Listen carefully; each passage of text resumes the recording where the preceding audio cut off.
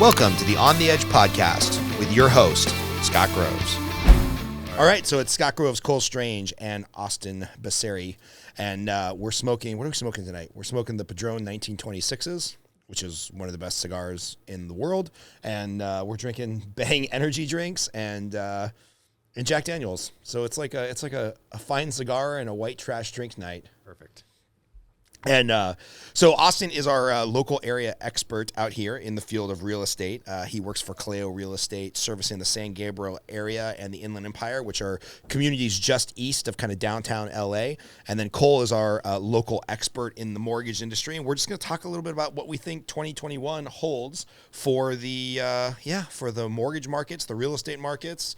Maybe get into a little politics. Maybe talk a little cigars. I don't know. Yeah, but, I feel like you saying, "Oh, we're going to talk about the market," is just like a thinly veiled excuse to somehow get into politics. That's of course. Leah asked me what we were talking about. I said we're talking about politics. It's supposed to be the market, but no. Being politics. We'll talk about politics. Well, we're here, right? We're like we're a couple days away from January 6th. That's apparently when the Georgia runoff happens, and when everything is either going to go peacefully or the shit's going to hit the fan. So we'll see. But that's when the Electoral College stuff is supposed to, or when. What is it? The joint session of Congress and Mike Pence officially, says, yes, what the Electoral College did is also what we're going to accept. Certify the vote, right? Yeah.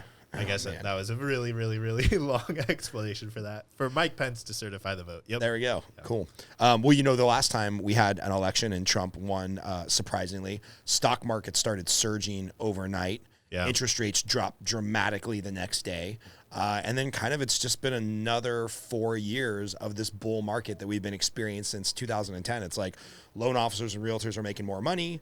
Interest rates continue to just tick down for the last 10 years. Property values just continue to tick up for 10 years. So let's start with you, Austin. Do you think 2021 is more of the same, or are we supposed to believe all the naysayers that a bubble is coming, a bubble is bursting? Yeah, I haven't been around for more than one cycle, but what I've understood to be inverse, like one thing goes up, the other thing goes down, like with bonds and equities, everything's up.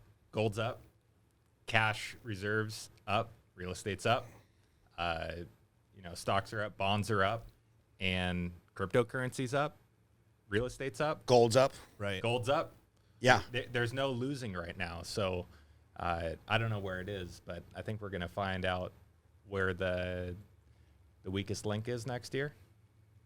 Yeah, that makes a lot of sense. And historically, it's like whenever that weak link happens, stock market takes a shit, some commodity goes to shit. Traditionally, other than 2009, where the mortgages and the housing market caused the problem, traditionally, if people are scared about the stock market, money flows into real estate. Because if I'm terrified about what the market is going to do, I'm looking like, well, at least this house next to me that I'm going to buy as a rental, it's a real thing. I can touch it. I can feel it. I can get rental income on it. So, yeah, I don't know where the weakest link is, but it doesn't feel like it's in real estate. Right. What about you, Cole? Where do you think we're going in 2021? I would echo what he's saying, because when him and I are just bullshitting after a long day of work and we're smoking cigars, he frequently brings that up, and I haven't heard anybody really say that, is everything is up. Like, you win no matter where you put your money, unless you're just sitting in cash. Right.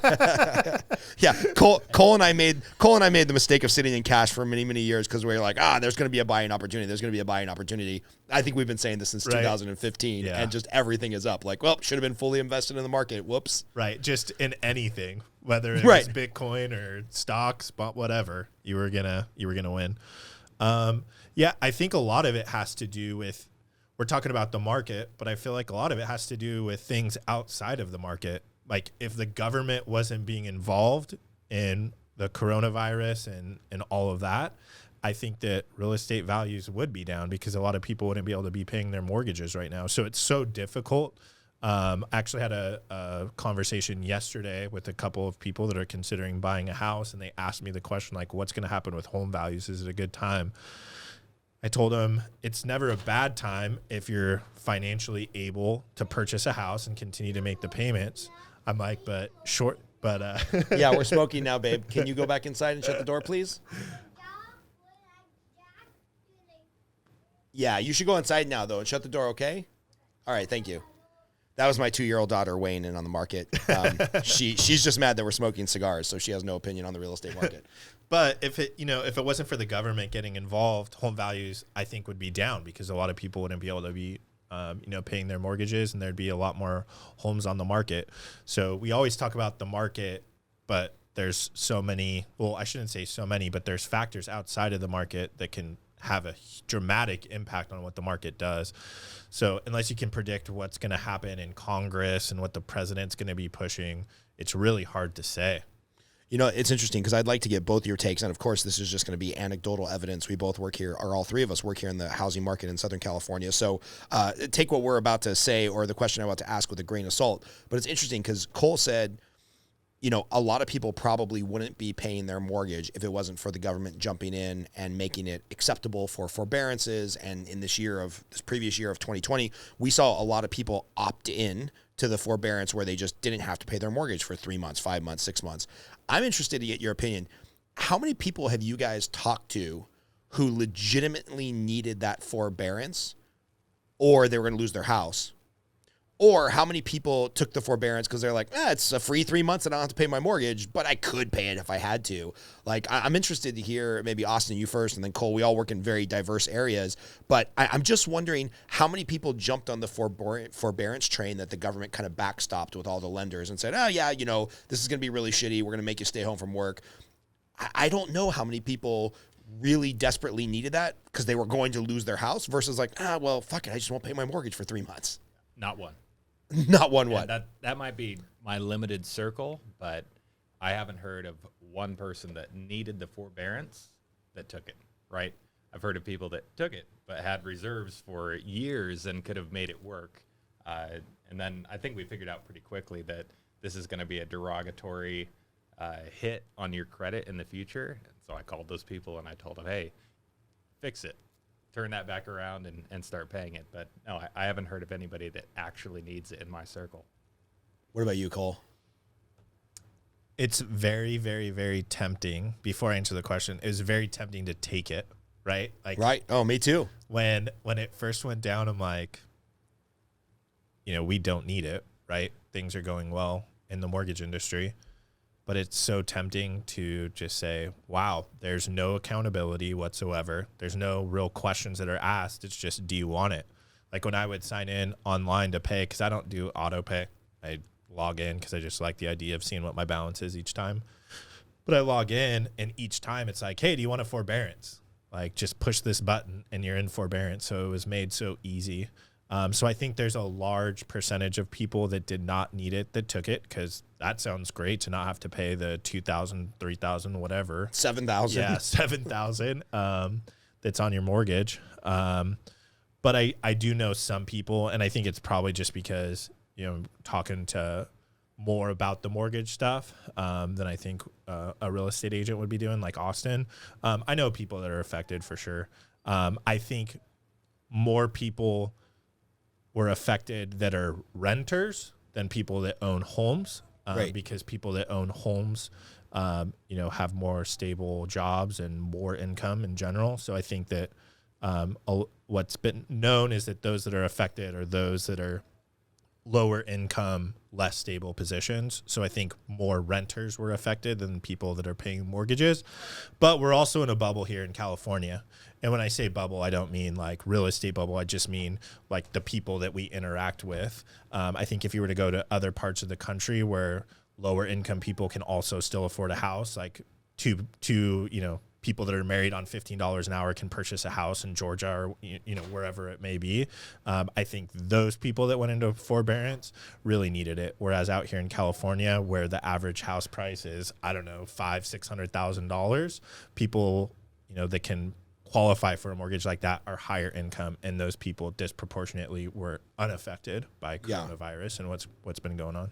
Yeah, it's kind of a weird situation, and you're probably hearing a fair amount of background noise because we record here in my garage with the door open while we're smoking cigars, and my wife would kill me.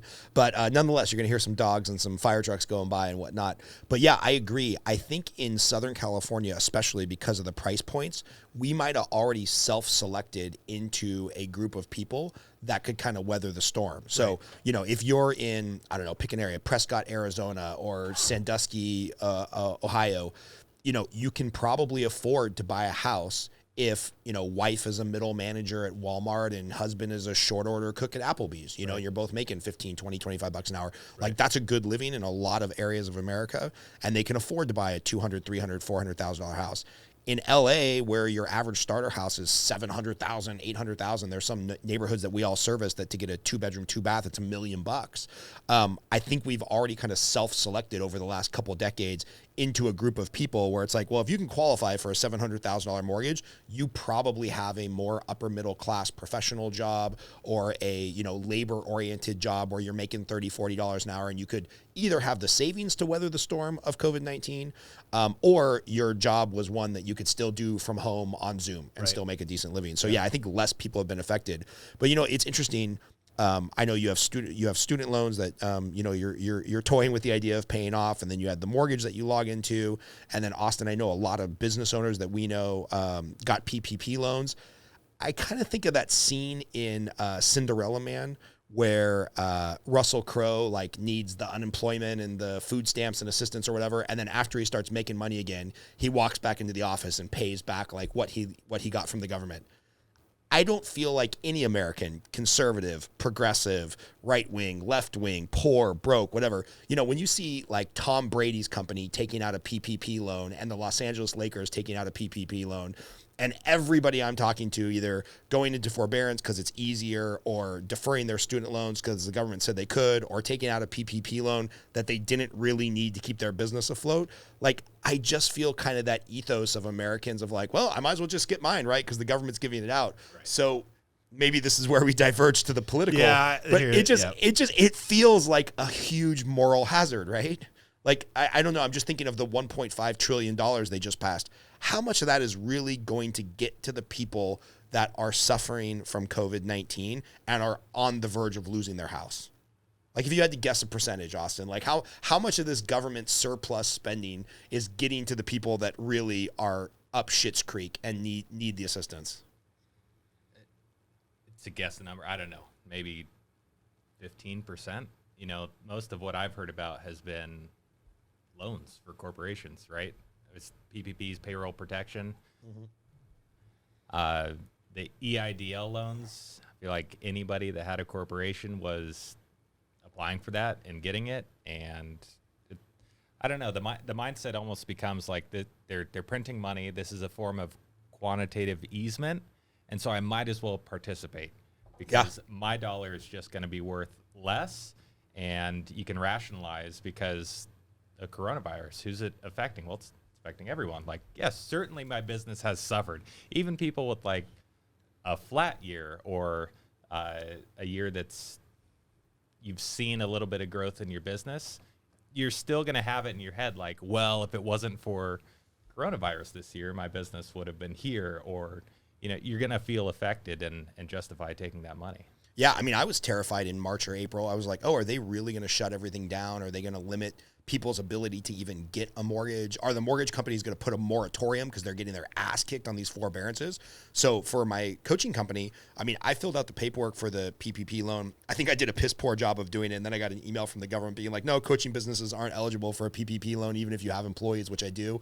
So I was like, all right, well, whatever, I'll just make it work. And so I'm kind of glad in retrospect that they said no, because I was like, well, at least they're saying no to somebody. Because at the end of the day, once we found out by May or June that the mortgage markets were going to be okay, and a lot of mortgage people wanted coaching, I was like, all right, cool, my business is going to be okay. But in that moment in time, it was really scary, just like you. I mean, I stared at it and was like, yeah, maybe this is 2009 where we're not going to make any money for a year, and I should have a PPP loan just to keep my staff around, right?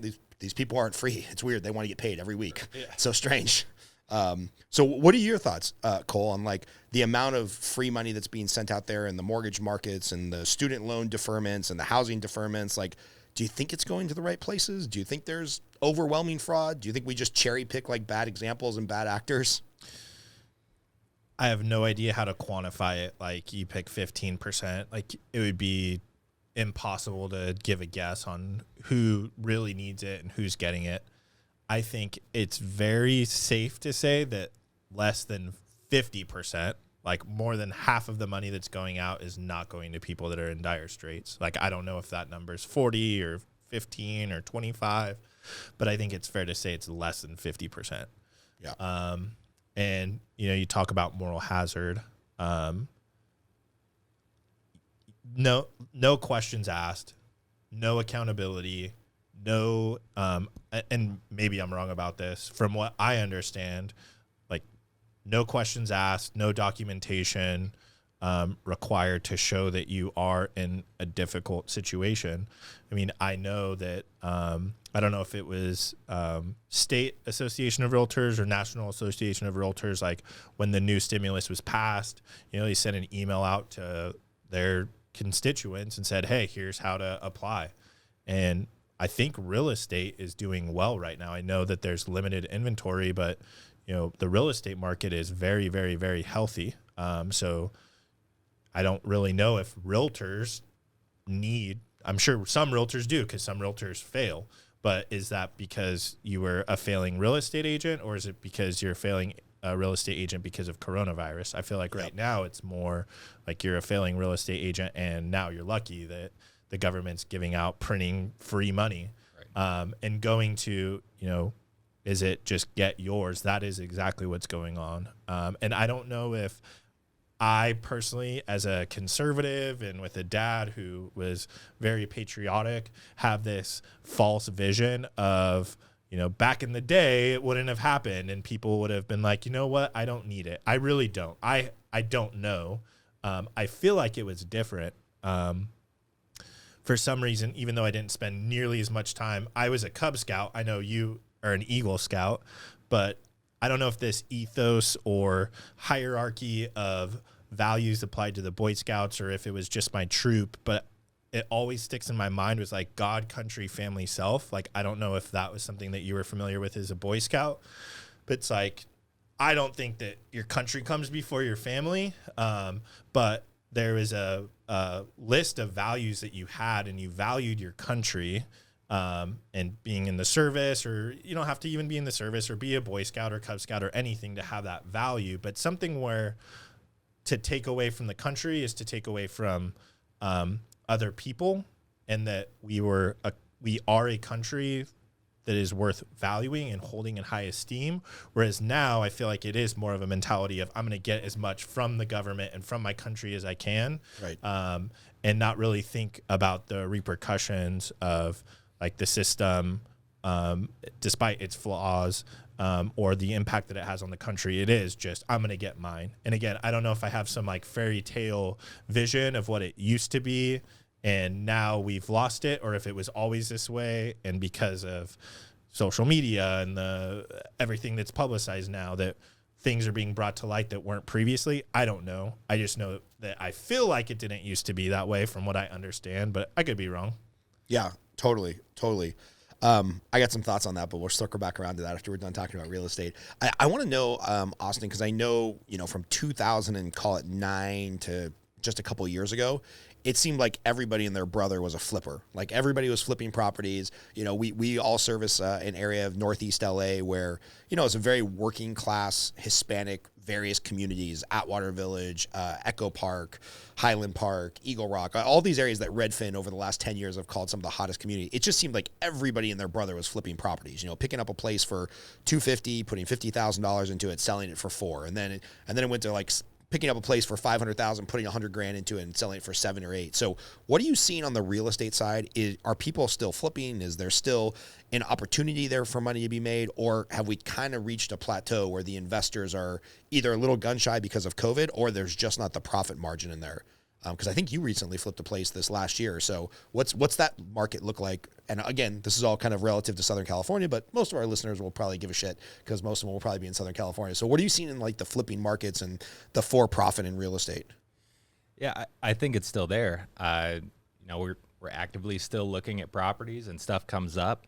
I think if you look at inventory, what's available on the MLS or just for the public to buy, that's probably a good indicator of just properties becoming available overall, including that small portion that would make sense to pick up and to renovate and put it back on the market. So I think it's changed from, 2012, 2013, when you could go to one of those auctions and actually buy a property that made money, and it was you and maybe 5-6 other people, that turned into, dozens, if not hundreds of people competing for this one property. So you're forced to be creative in how you were seeking those properties out.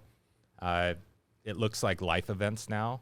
It looks like somebody is in a bad situation and you're connected to them, and you have an opportunity to get them out of that. Giving them options, right? There's a right thing to do in that scenario, and say, hey, we can give you cash here. You can go to market, and it looks like this. You always gotta give them the full picture, but I think there's still room to do that, even in this market. And explain that life events a little bit. So whatever the case may be, somebody gets, I'm guessing, divorced, death in the family, grandma dies and the rest of the family's out of state. How does that conversation usually go down? Because I know you don't want to be predatory, and I find you to be a very honest individual in the real estate market, which is awesome. But how does that conversation go down where you say, hey, you could make X, you can sell it to me, and I will probably make a profit of Y? Like, what does that conversation even look like? Because I'm thinking, if I find out that my grandfather, who passed away a couple of years ago, ended up owning property in Tennessee, which he did, it's like, dude, I don't want to fly to Tennessee and manage a sale and a renovation and, painting the house so that we can get $20,000 more, whatever the case may be. So how does that conversation go with either out of state or people that are experiencing, horrific life experiences, where you can be ethical, but let's be honest, we're all still in this for a profit. So how does that look? I think it's as simple as hearing them out, understanding their situation. Sometimes it's a death, sometimes it's divorce, sometimes it's, I've got 15 rental properties that I've owned with my spouse for the past 20 years, but he passed or she passed, and I no longer know how to run this operation. There's some of them are in distress with COVID. Now we've got some of them where the renters are taking advantage of whatever they can, and we can't keep up with the loans. So there's factors that come into play that would make, let's just unload these cash and not go to market, a viable option. But yeah, having the conversation, I really think it's just asking questions like, how did you get here? What do you need? And trying to give them a few options of what makes sense. And often bringing them an investor, being the investor, does make sense. That really is the best thing for them. And what if you're an investor? Because like I said, I know you're looking for these deals actively, and you've done a couple yourself. What is the return on investment, right? So if you're looking, what's the average price point in some of the areas that you service? $600,000. $600,000. So what are you looking for as far as? Oh, forgot to turn off my phone. Amateur. Yeah. What are you looking for as far as a profit margin? Like your money in, your money out. What does that mean to you? Like a deal. 15 to 20%. Nice. Is going to be like, go for it. I think 30 is a home run, and 10, it gets pretty scary, right? The market can shift, and 10% gets eaten up pretty quick. Nice. And when you're looking for those deals and you're evaluating that 15, 20, maybe 30% return, is this, you're hoping to buy it, leave it as is, and just find another buyer who can pay either a premium or pay fair market value, and you kind of got a deal, for lack of a better term? Or are you looking to buy a place, invest some time and money in capital improvements, and then sell it because it's prettier, and Scott Groves doesn't want to paint his own house? I think it goes both ways. Sometimes it's gingerbreading, right? That's the term, but okay, you got to explain that. This is the first time I've heard this, and it's amazing. I already like where this is going. Like there's a house that just looks beat to shit, and it has potential, but it has a lot of potential for an owner-occupant, right? Somebody's going to move in there because it's in the right school district. It's got the right, bathroom, bedroom setup, the pool, whatever. But for you to take, $100,000 and take this from a shack to a nice place, you're not going to get your money back. So this is one where you kind of want to give the first couple chapters of the story, and people say like, oh yeah, this is going to play out nicely. Just give them an idea of what it can be. So that just looks like cleaning it up a little bit. I don't know. So sometimes it's that. Sometimes it's we can get in here and do the full thing. It's going to be turnkey. and this one works to do the whole thing. So nice. You play it a few ways every time. And then also, do you get into situations where there is, the grandmother passes away and the daughter's like, hey, Austin, I don't care what type of profit you make. I just need X amount of dollars out of this house. Like, does that still happen? Because I've heard about this before, and I don't know where you source these deals or how you stay in that ecosystem. But does it happen where it's like, hey, grandma passed away, I don't need to make every dollar off of her passing. I just want $300,000. So sell for $300,000 or buy it off me, Austin, for $300,000. Whatever the heck you can sell it for, God bless you. You're allowed to make profit. Yeah. Personally, I wouldn't feel okay with that. I like to say, go to market if you can. It's always going to be your best option. Like, that's just the truth. If somebody tells you differently, well, I'm sure there's scenarios, but right. most of the time, it's take it to market. But those life circumstances, again, just being able to give them all the options and let them decide. I think that's where you can feel morally okay with what you're presenting and not like you're ripping someone off. Because there's lots of deals out there, even though it feels scarce. Like, just increase your frequency of finding opportunities, and you can do it. There's money to be made. Not every deal is your deal. That's is right. a saying that you have that I really like. Yeah. And I've witnessed, a couple of these just from the outside and smoking cigars and doing whatever. And I think from the outside, not being somebody who had done anything up until past year or two when him and I worked on one together, you actually realize, like, oh, you are saving somebody, like, the time, the energy. Like the one that we did, when you think about it, there were probably 6, 7, 8 different trades that were necessary in order to put that property together and make it sellable. And so it's not about taking advantage of a situation. It is being like, hey, you can get X amount of dollars, be done with it, because the person that was selling the property didn't know the painters and the plumbers and the air conditioning man and all the other different trades that were involved in order for the property to get sold for profit, right? But I think there are those win-win situations where, the person that's flipping the property can win and the person that's selling the property can also win. Because that, for the average consumer to try and do all of that, it would take them, if my mom was in that spot, like, her property needs many, many, many different trades done on it. It will take her years to figure all of it out. Right. And that's if she doesn't get ripped off. Right. Exactly. And so needs a new roof, when you put all of that together versus somebody that has access to the people that can do that work, everybody in the situation wins. So I used to, before I was in the industry or was exposed to people that did the flips, I did think that it was like a predatory, take advantage of the situation kind of thing. And now getting some additional insight into all that goes into it, it's like, no, it's not. It can be, believe me, there are people that will be like, oh, you want $300,000? Cool. I'll give you your $300,000 and I'll walk away with $700,000. Like, right. And that's where, fortunately, Austin's not the guy that's going to do that. He's going to say, no, you could make $200,000, $300,000 more. So you should, although you would love $300,000, I'm sure you would like $700,000 instead. And by the way, the one we did together, that was an active listing on the MLS. Interesting. So this wasn't some insider baseball. It was just the listing was not well marketed or whatever the case may be, or it was kind of aged. Yep. I think it was a hoarder house and it was intimidating.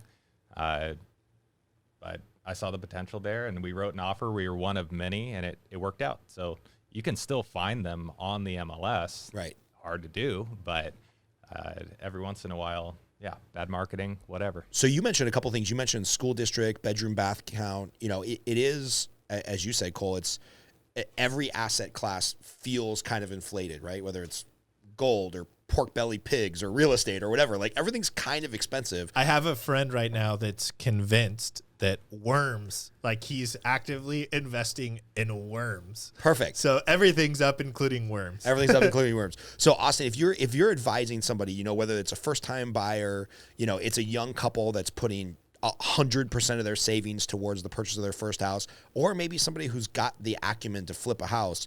You mentioned those two things: bedroom, bathroom count, setup, whatnot, and school district. What are the things you're really looking for if you're helping somebody evaluate, like, hey, there's some long-term value here. Market might go down, market might go up. We don't have a crystal ball, but you need to be comfortable with these things if you're going to buy a house. Like, what are you telling people? Yeah, I'll start with the investor. So California is tricky right now if you've got a tenant in place, right? So if you're looking to pick up a flip, the biggest thing you need to wrap your head around is your timeline. Is this something where it's going to take you a year to be done with the project? If that's the case, unless your margin is 30% plus, I'd say let it go. That's somebody else's deal. And that's just because we don't know what the time horizon is going to look like a year out. We don't, you know. Our economist for NAR feels like we're going to go up another 5.7% in this next year, but her crystal ball is just a little bit clearer than everybody else's. Right. It's still. I'm sure those economists said the same thing in 2007, and they were like, "Whoops, got it wrong." We were right for 10 years in a row, and then whoops. Absolutely. So yeah. So you're saying a year out time horizon for somebody who's an investor, or maybe somebody who's buying, like, well, I'll keep this house for a year or two. It's like that probably doesn't feel good, right? Right. To be that speculative right now, I'm not comfortable with that. I wouldn't advise somebody to do it, but if you can work it out to where, hey, this works and rents, worst case scenario, I have an exit. I put enough down where I can refinance this and rent it out and it cash flows. Cool. You got it figured out. So yeah, time's really the big thing right now, and should always be. But if it's a family and they're looking for a place to live, well, it costs something to live anywhere, right? You're going to be paying rent, so that's just a utility cost. So you shouldn't be thinking speculatively. This isn't, how often do you hear, we want to buy this place and in 2 years, we're going to sell it because it's going to be up and we're moving out of state. That's like a common thing I hear when I'm doing an evaluation with a new client. That's not the way to think. Unless you're comfortable making this payment and staying put for 5, 7, 10 years, it's probably not the move for you. You probably shouldn't be buying right now. So yeah, long-term real estate, I'd say it's a win, right? We all kind of believe that. The long trajectory of house prices is 3.5%, 4% in Southern California over the past 100 years. I expect that to continue. Yeah. So in addition to the time horizon, what are the other things that you're advising? Like, if I was an investor and I'm like, hey, it's been a record year in the mortgage business, things are great, I've got $100,000 to put into a project. What type of property should I be looking for, Austin? Either buy and hold or maybe a flip. Like, what are some criteria that I should be thinking of as an investor? I'd say in California, absolutely. I really like 55 plus communities.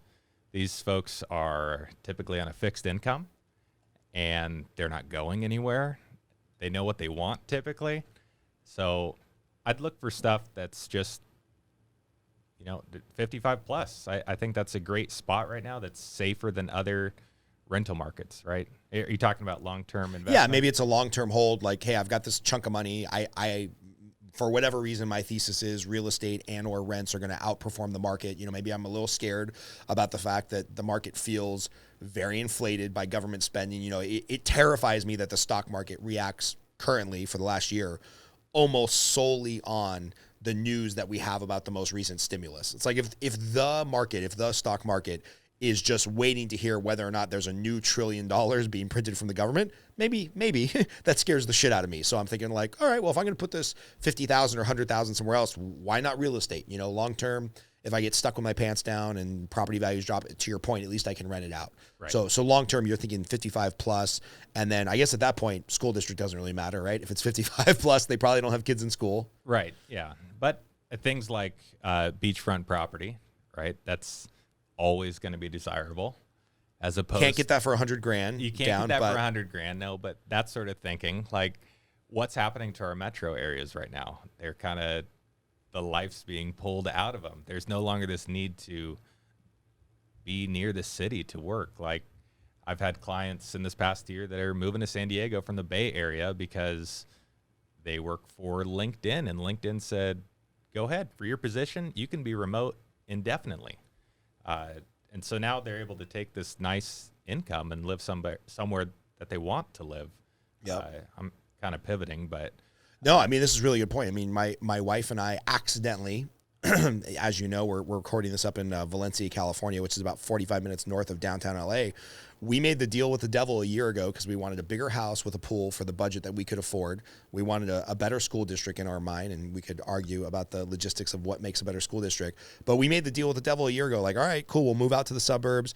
And so many of my friends, one of them sitting at this desk, was like, hey, you're crazy, man. You're going to be commuting into LA 40 minutes to an hour every day. Who the hell can work from home full time?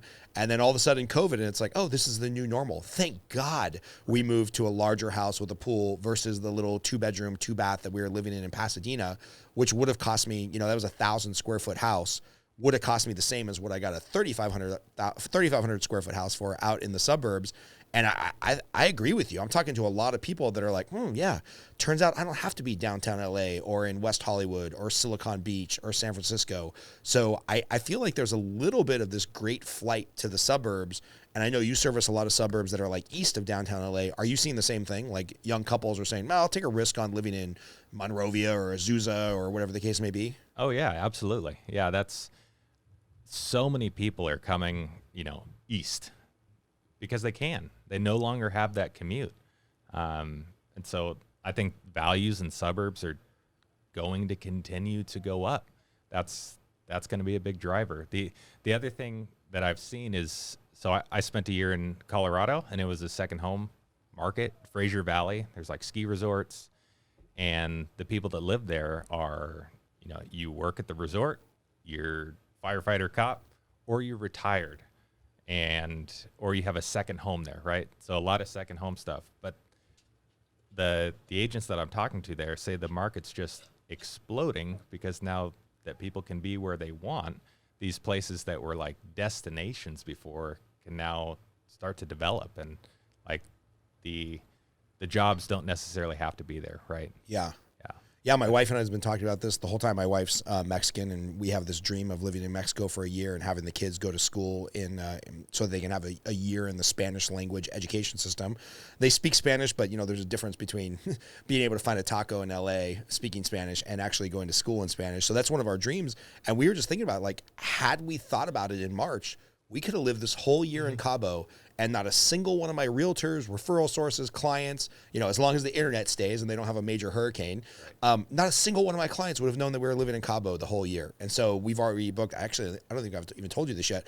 We booked Airbnb down in Cabo for 45 days next year. Wow. And we're just I'm going to take the laptop, the computer, the second monitor, a couple of suitcases worth of technology, and head down to Cabo and just live there and, work the same 8 hours a day. But maybe be able to go to surf lessons with my 5-year-old in the morning and eat a bunch of ceviche and drink beer at the marina at night. And it's like, that would have been unfathomable right. 10 months ago.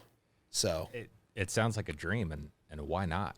Like, it's like unlock this new thinking for so many people. Like, oh, I can really do that. I don't know. My wife and I, we want to buy a property in Scotland now and like go there in the summer for like a month with our kids, every year. Just, it's like an idea that's okay now because everything's gone so remote. I don't know. It's crazy. What are you seeing, Cole, with the people you're pre-approving or that are moving around or selling, buying? I mean, what conversations are you having with people? Are you seeing the same thing where there's a lot of movement out to the suburbs or out of state, or what are you seeing? I see a lot of people that are doing the pre-approval for Southern California, San Gabriel Valley, Inland Empire. And also, by the way, can you do loans out of state? Like, I'm getting that question a lot. It's the and question is coming up more and more of, I want to get pre-approved for here, and I'm also thinking about purchasing out of state. Like, I actually had one with Ryan Otteson, who we've got to get up here to interview. Yeah. He would do great. He's got a crazy Marine story, for sure. time in Iraq, and then made his way into the business world. So he's just got a very fun story. We're going to interview him for sure. He thrives in this kind of stuff. But yeah, pre-approved one of his clients, LA County. We're looking around the $700,000 range, searching. And then all of a sudden over the weekend, one day, it's like they put in an offer in La Paz County. Is that I think Parker? Is Parker in Arizona? Yeah. Parker, Arizona, $680,000. It's like their dream home. And the wife can work remote. And the husband gets his giant garage. I think it's like a 1,500 square foot garage that like he's dreamed of having forever, but could never have here. And that happened like overnight. I think they traveled out to Arizona just on vacation, and we're looking around at places, and then boom, we're putting in an offer in Arizona. So that pre-approval for $700,000 in LA County quickly became a referral, out into the Arizona area. So that's what I'm seeing. It's a lot of I want to get pre-approved, and oh, by the way, can you also do loans in Arizona? Oh, and can you also do loans in Texas? That's coming up like a lot. And then as far as the conversation goes with the home values, I say this to everybody. I had the conversation last week, not over the weekend, but last week was, is it a good time to buy? And the conversation what I tell everybody is it's always a good time to buy if you are planning on keeping the house for the long term. Back to what Austin was saying, if you're thinking that you're going to sell the house in a year or two, that's scary.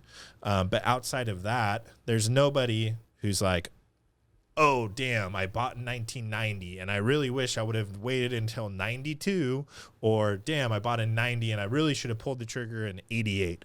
And for sure, the market fluctuated within that 5 or 6 year period where there were better times to buy and worse times to buy. But the fact of the matter is anybody that bought in the time period of 88 to 92 has seen their home value go up dramatically. Right. And then what I also tell them is, the only time it's a bad time to buy is when it's a bad time for you to buy. It didn't matter if somebody purchased a house in 88 or 90 or 92, and I don't know within that period what the bottom of the market was. That person could have pulled the trigger and bought at the bottom of the market. But the fact of the matter is, if they just so happened to buy, even if it was the bottom of the market and it wasn't time for them individually, they were not financially ready, they missed out. Didn't matter if they bought it at the bottom of the market because they don't own their house anymore. They had to sell it, or they had short sale or foreclosure, whatever it may be. So the advice is always, it's a good time to buy if it's a good time to buy for you. Yeah. Meaning you're financially ready to purchase a house. Because if you buy, even if it's the bottom of the market and you have to sell, it doesn't matter. But if you buy and you hold for the long term, and what I tell anybody who's like, oh, I'm going to buy, the most recent one was, I'm buying in San Diego. It's somebody who's on active duty for another year or two. I'm buying in San Diego, and then we want to move to Texas. And it's the thing that I tell them is, are you okay with renting? Because the fact of the matter is, in a year or two, San Diego market might be down. We don't know for sure, but the market's going to go down at some point, and you don't want to buy and then not be able to sell if you can't, stomach renting out a property. So be okay with renting a property, or don't pull the trigger on purchasing a house because you don't want to be stuck. Yeah. If you want to move to Texas, so that's the only time. Right? You mentioned this 89 versus 92 example, so people can look this up on Redfin so that they know that I'm not lying. If you Google 2629 Roseview Avenue, this is a house that I bought from a family friend. They had put it on the market for something in 2007 at like the height of the market in 2007, height of the market for $399,000. And it was in one of these kind of eastern corridor, northeast LA corridor properties that had, neighborhoods that hadn't just taken off yet. So they listed at $399,000. They didn't get a bite. They just wanted to get rid of it. So as a family friend, and I wanted to live close to my office at the time, I'm like, hey, I'll buy it from you for, I think I bought it for $290,000 or $310,000, somewhere around the $300,000 mark. And I bought it, I'm just looking up the old public record. I bought it in somewhere between December of 2007 and the summer of 2008. So like the legit height of the market. I bought it for like $300,000. They tried to swing for the stars at $399,000. They didn't get a single offer. So I bought it for $300,000. Call it the end of 2007, beginning of 2008. Immediately in 2009, Zillow had that property showing, and I'll see here, so I'm not lying, at $150,000. So I had lost 50% of my value within a year because, I'm a mortgage guy. Of course, I bought it at the absolute wrong time. So then I held on to it, to your point. I held on to it till 2015. In June of 2015, I listed it for $399 and I sold it for $520. Wow. Because it was one of those crazy up and coming neighborhoods. And of course, I did what every loan officer does. I had a first mortgage, a second mortgage. At $520, I didn't pocket a ton of money, but I paid off all my debt. I feel really good about it. And I was like, I scored. There's no chance the market's going up anymore. We've seen another 5 years of appreciation. That property today on Redfin and Zillow shows an estimated value of $809,000. So I legitimately am a test case for buying at the worst possible time in American history to buy real estate. Lost 50% of my value within 8 months. I remember my ex-wife, my CPA, my bookkeeper, everybody was telling me, walk away from it, short sale, just bankrupt yourself. I ended up selling it for a $150,000 profit 5 years later. And had I hung on to it for 10 years, it would be almost paid off. And I would be selling it right now probably for more than $800,000 because that's such a crazy market. Right. And that's life-changing money. Sure. To the point of what both of you said, like, if you've got a longer time horizon and you're okay holding on to a place for 5 or 7 years, there's almost no bad decisions. Now, if you're buying investment property in Vegas or something like that, yeah, your entry point really matters. But if it's an owner-occupied place and you can afford the monthly payment and you're going to be there a while, just buy the damn house. Right. Like, there's no bad market to buy an owner-occupied house. Right. So I have a question for you guys. I think you guys are both heavy cash right now. Yeah. And we've been waiting for a dip. Like, I follow this bond trader, and he was saying, like, at the beginning of the year again and again, like, this isn't it. We saw Dow 18,000, and he said it's going 13,000. It's coming. That's actually the reason why I'm in cash, by the way. Who is this? It was I don't know who it is, but I just remember talking. I can't blame you for it, obviously, right. But there were a number of people that were like, oh, it's going to go down more. So I'm like, all right, cool. And then once it hit 18,000, it was like up 5% the next day, then up 10% the next day. It's like, damn, I missed out. Anyways, yep. Yeah, so his crystal ball said 13,000, right. And maybe it's still coming. Right. But, yeah, you've waited, and now what's the move? Is it still cash?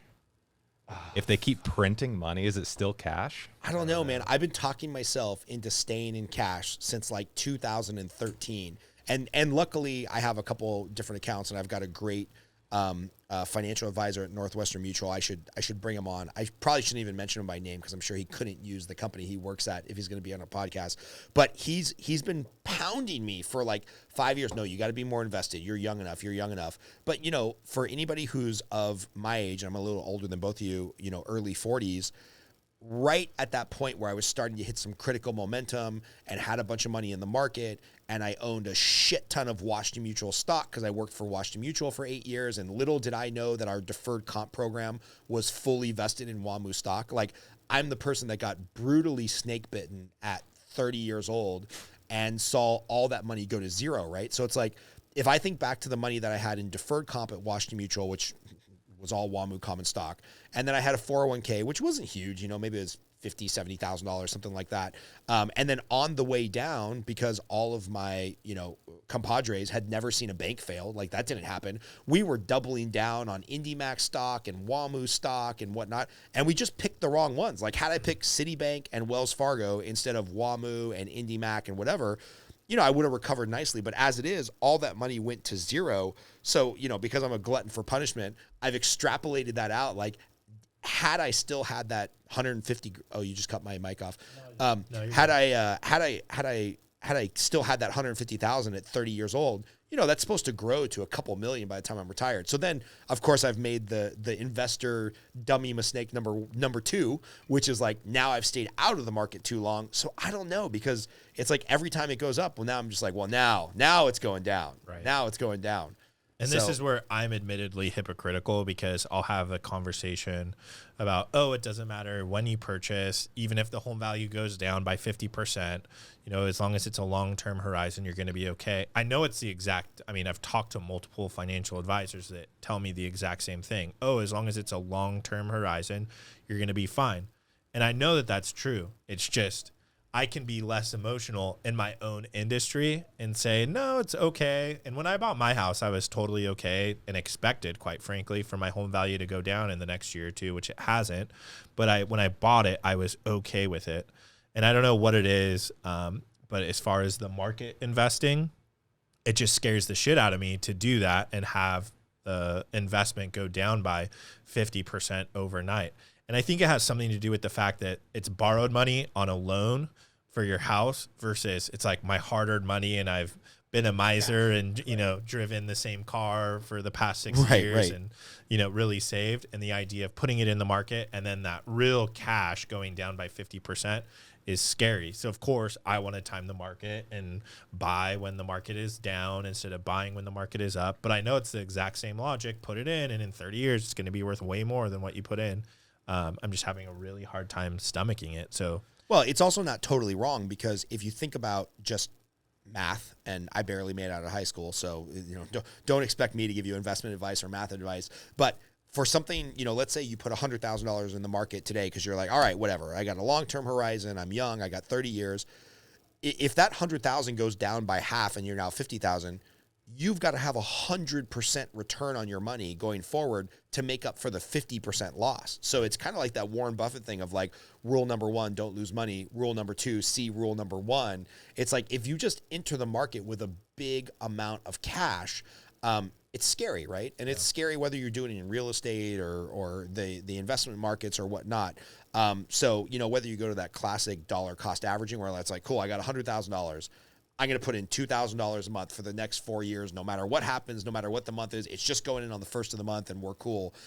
There's got to be some strategy that somebody has come up with smarter than us. But yeah, I agree with you. It is different when you borrow the money versus like, this is my cash. Right. It feels different. Right. But, and to be contrary, and then, we can go on to whatever.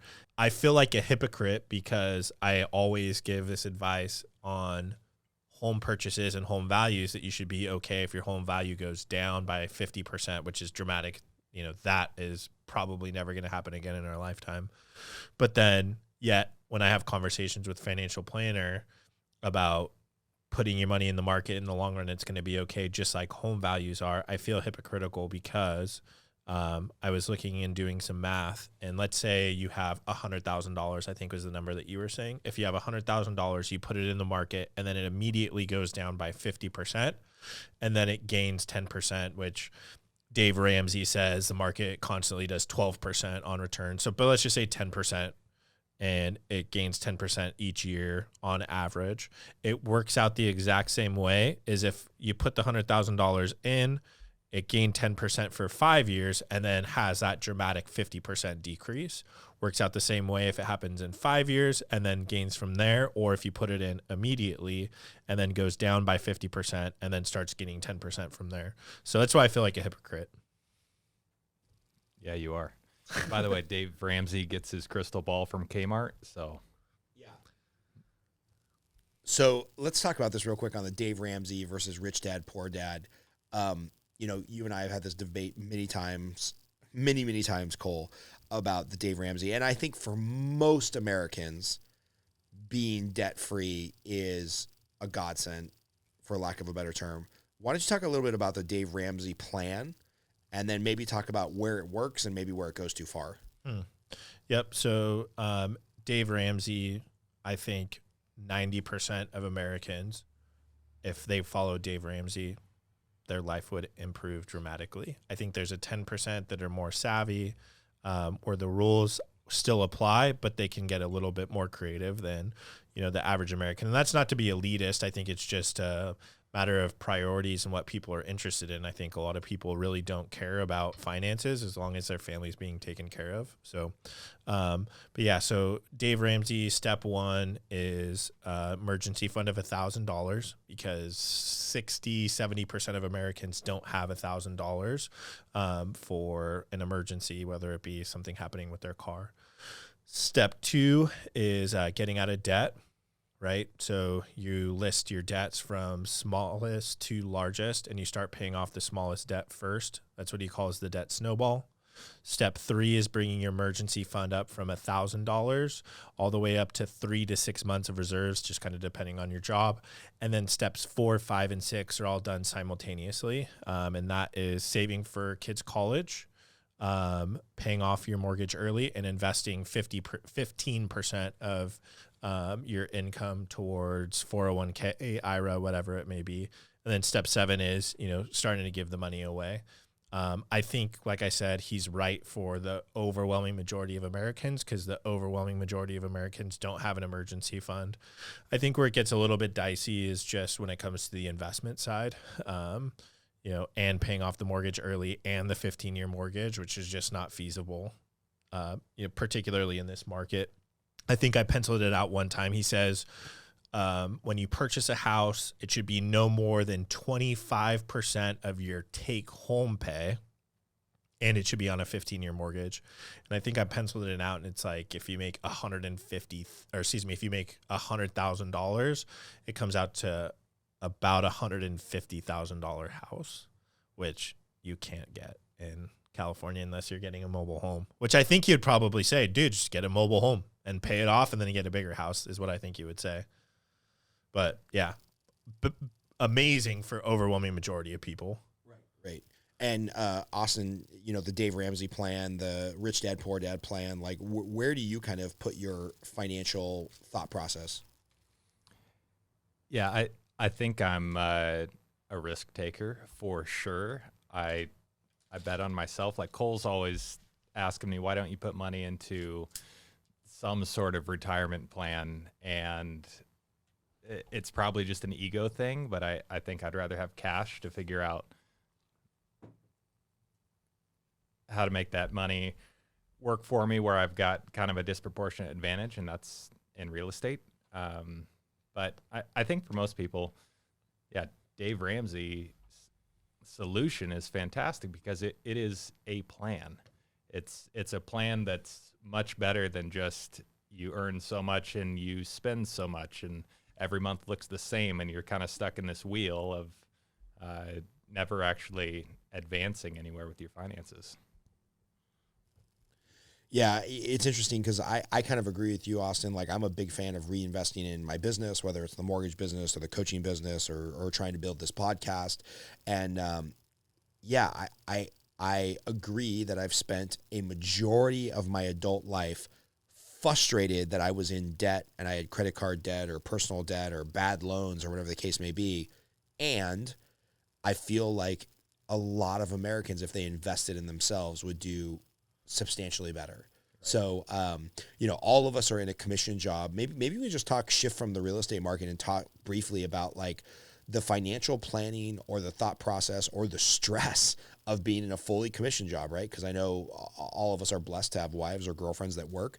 But if you don't close a deal, Austin, like you don't eat. Right. Yeah. And so talk a little bit about that. Yeah, I think my mindset has changed a lot over the last couple of years. Shifting from the mortgage industry, I was like you guys, a loan officer, into real estate. So I had to rebuild.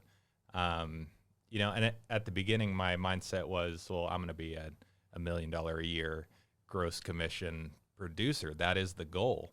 But as I got to a place where it's kind of equilibrium, like my mortgage is paid, my cars are paid for, we have, enough disposable income to kind of live how we want.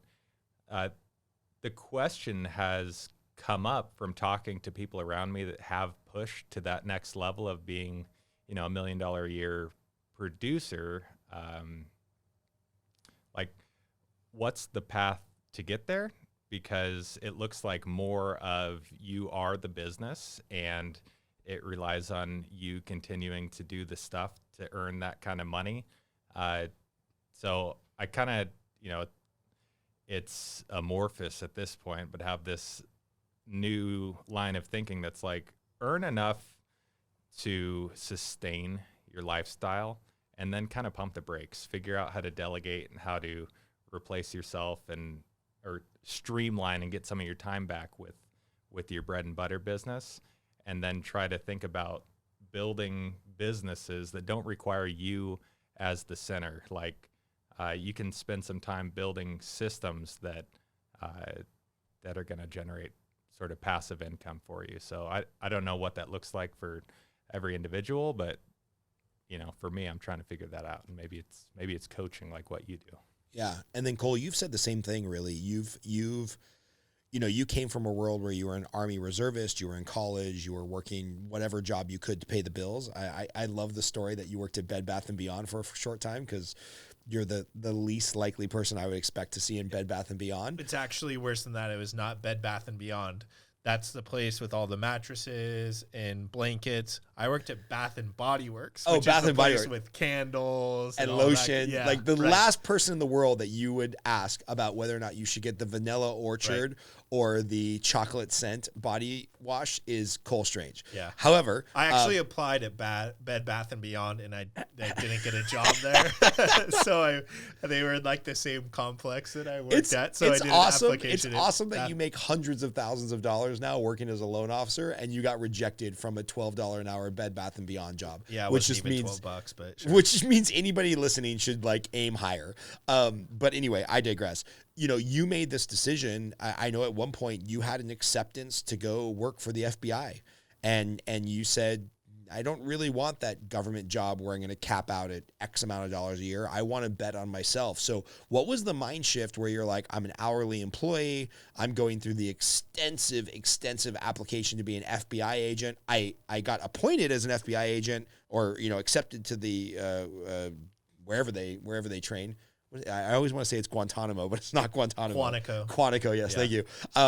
But what was the decision to be like, no, I'm going to bet on myself and I'm going to do this fully commission racket? Yeah, real quick. So it wasn't just so that if for whatever reason somebody ever questions this, it was not as a special agent in the FBI. It was as an intelligence analyst, which is very different. One's, doing badass James Bond stuff. The other's behind a computer in a wall or in a room with no windows or anything like that.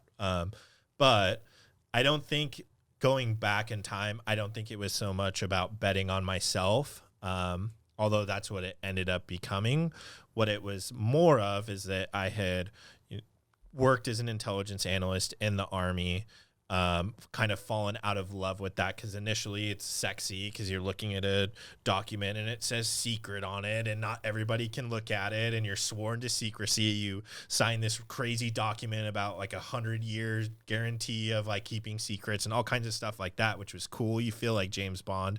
And then there's the reality of just looking at reports. So that's what happened more than, I'm going to bet on myself and do really well and all of that. It was more just, I don't want to be stuck behind a computer, continuing to do analytical work, which is awesome work and very exciting. And I miss it sometimes. But at the time, I had just done it for 4-5 years at that point, gone to grad school, for something very similar, and had just fallen out of love with it. So yeah, I mean, I will never forget the time, when the offer letter came through, and I was, had spent about 6 months working in the mortgage industry doing marketing stuff, and had seen like, oh wow, like people go out and you get lunch with different people and you kind of make your own hours.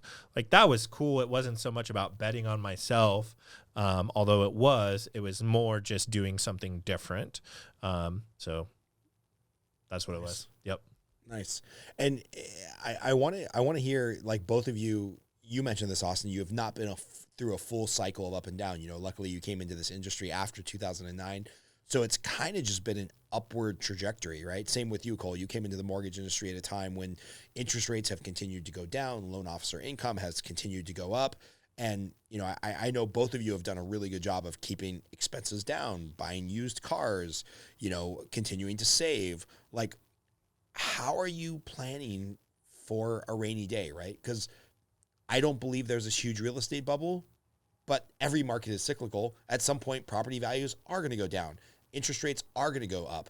How are you preparing yourself for anybody that's listening who's in the business world or thinking about jumping into the business world, or is a realtor or lender who has made more money than they expected the last couple of years? Like, how are you planning for the future?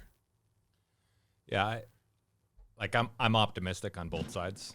I think there's two speeds that you kind of have to focus on when you're in business for yourself, and that's, you know, times when it's good and everybody's eating. You're I don't know, you're experiencing growth, but on the times when it gets hard, that's when you're really proving yourself, but that's when you pick up market share, right? That's when you being lean in your lifestyle before that is what's going to allow you to persevere through. And when, you know, the next cycle comes, I'm assuming you come out ahead. You have more relationships, there's less competition.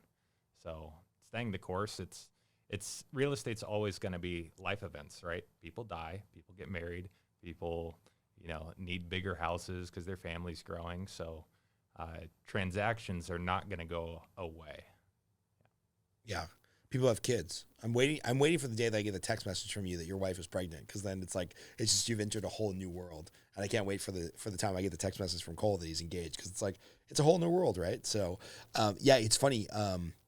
In 2009, as everything was crashing, or 2008, I can't even remember, I went to a wedding in Belize with my last couple $1,000, and I was going broke like every other loan officer.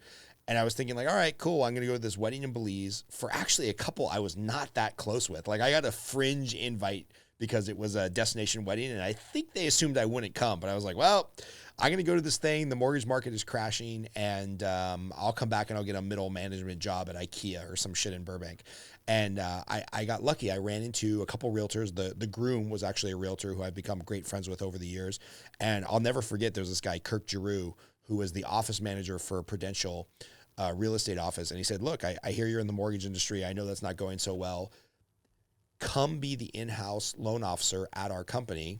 And people, down markets, up markets, sideways markets, the world is crashing around us, the zombie apocalypse, people will still be getting married, be getting divorced, be transferring jobs. Somebody will have to buy a house. And, you know, he asked me about my finances, and he asked me about the average commission per deal. And he's like, well, if you can come work in this office with 30 realtors and scrounge a deal or 2 deals or 3 deals a month, will that keep you afloat? I'm like, yeah, if I can do 2 or 3 deals a month, like, that will keep me afloat until things turn around. And I will credit, I've taken him out for a steak dinner many times in the last 10 years. I will credit Kirk Giroux for keeping me in the mortgage, real estate, housing industry, because he's like, well, just come be the in-house lender. And like, somebody's always going to be buying or selling their house. So to your point, I think if you can keep expenses low, you keep savings high, you know, when the shit hits the fan, whenever that happens again, if you can stay alive, man, other people won't stay alive, and then there'll be market share for you when you come out. Like, if you go to Orange County to this day, there'll be a lot of baristas and a lot of pool boys that still have their Rolex back from when they were in the mortgage industry in 2007, but they ain't in the mortgage industry or real estate industry anymore, because it didn't work out for them. So I agree, market share is huge. So maybe we can go that direction. Like, right now when times are good, and then maybe, you know, if times get bad at some point in the future, what are you spending your money on? I'll ask Austin and Cole, both of you. What are you guys spending your money on? What are you spending your time on to be like, I am going to increase market share so that in the good times I capture more business, in the bad times I stay alive, and then when all the average people get filtered out and the market comes back, boom, I've got more market share. So what are you guys investing in right now to get more market share? Yep. Well, you mentioned that we have not been through a down cycle, and I would agree with you that we have not. However, first off, I would actually tell you, you always criticize me for living like a miser, but I had this epiphany just now as we're talking that you're actually the reason why. Is you told me all of the horrible stories about what happened. So I've lived in, I think, maybe a little bit unhealthy, but more healthy than unhealthy state of fear that things are all going to go away. And I feel like we saw a little bit of that come 2018, right? Like I remember working with you and me being discouraged because I had not grown from 2017 to 2018. And that was the year that everybody was talking about margin compression and there weren't that many deals going on and rates were up. And there was like that 6-year period where, you know, there were people that were competitors of mine that had bought the Tesla and were living out of their Tesla. Like it was a short period, but we were starting to see that, right? People did drop out of the industry. You know, fortunately or unfortunately, depending on how you want to look at it, things picked up in 2019.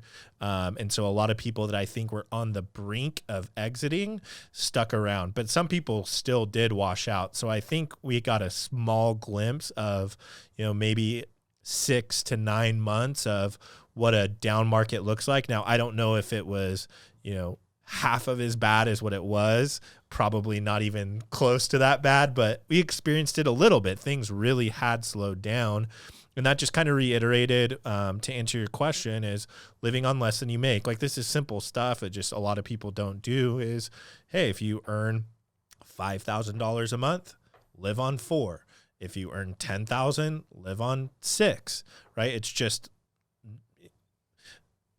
Ramsey says we buy things with money we have to impress people that we don't even like. And I think that that's very true. It's the keeping up with the Joneses, the bigger house, the nicer car, whatever it may be. And that doesn't mean that you can't enjoy nice things. But I constantly, for, you know, the reason that I just pointed out, the warnings from many, many loan officers that lost everything.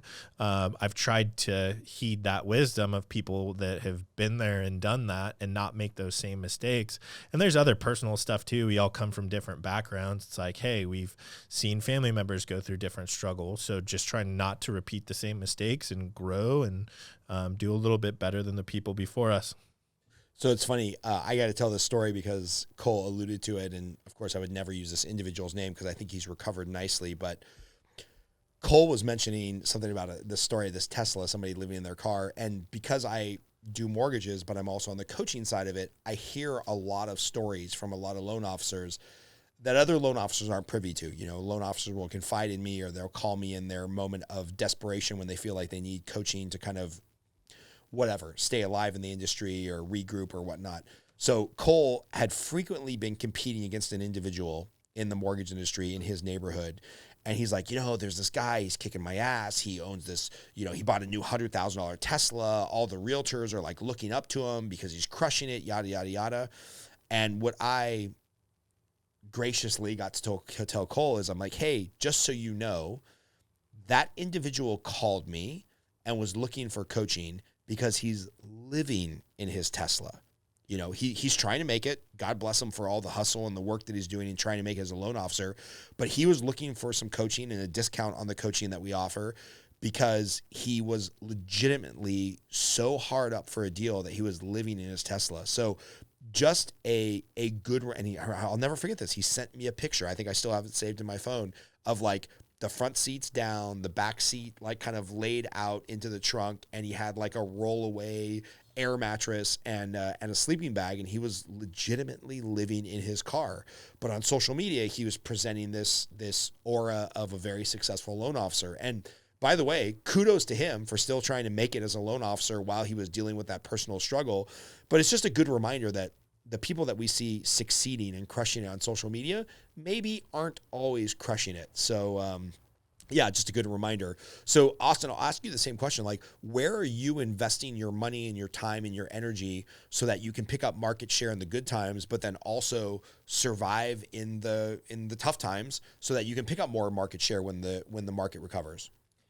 Yeah, I think my time in the mortgage industry, the biggest thing that it's taught me about prospecting as a realtor is you don't have to go direct to the consumer to try to get more business, right?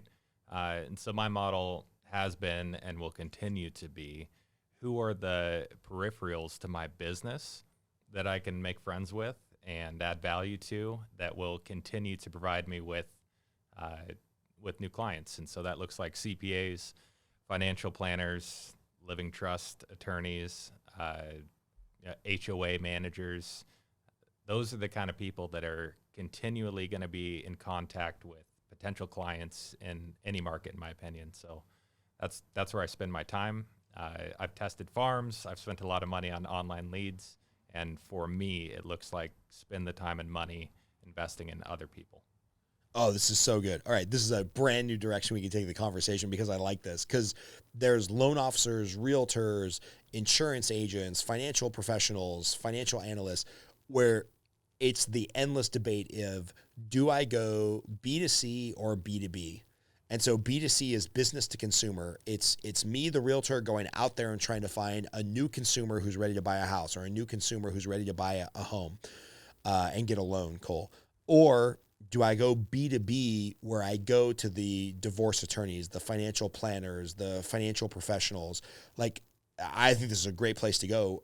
Austin, tell us a little bit about your B2C strategy and your B2B strategy. So where are you going business to consumer, where these are one-off transactions? You know, at the end of the day, if a consumer buys a house, they're probably not a repeat customer for 5, 7, 10, 12 years, versus business to business.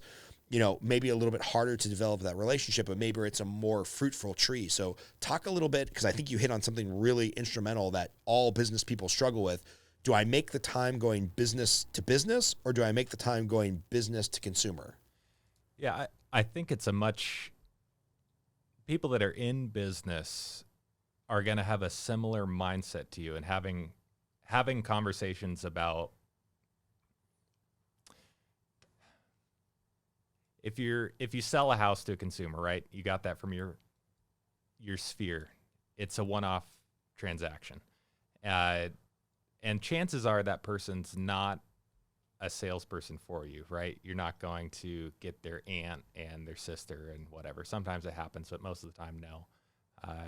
But I think if you're spending your time investing with like a CPA that's got a book of business, and, you know, lots of people every year talking to them about their mortgage interest deduction, that's a conversation that will continue to come up. And if you're their favorite guy, your name will continue to be, you know, kind of thrown in there. So, yeah, does that answer your question?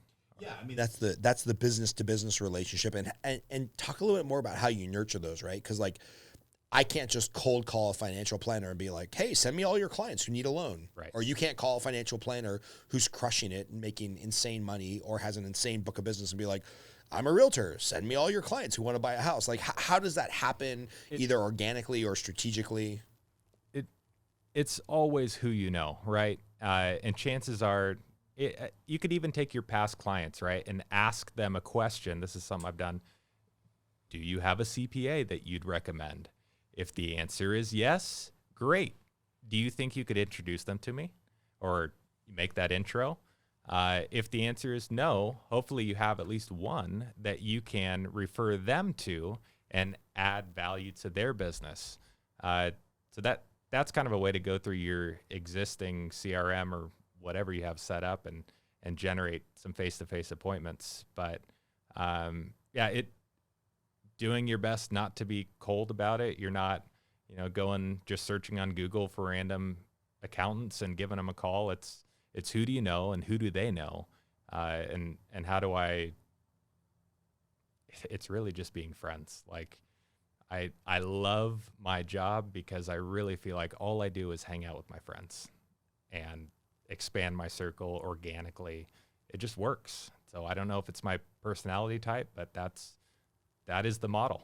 Spend a lot of time with people that are capable of sending you business and referring you to others that can do the same.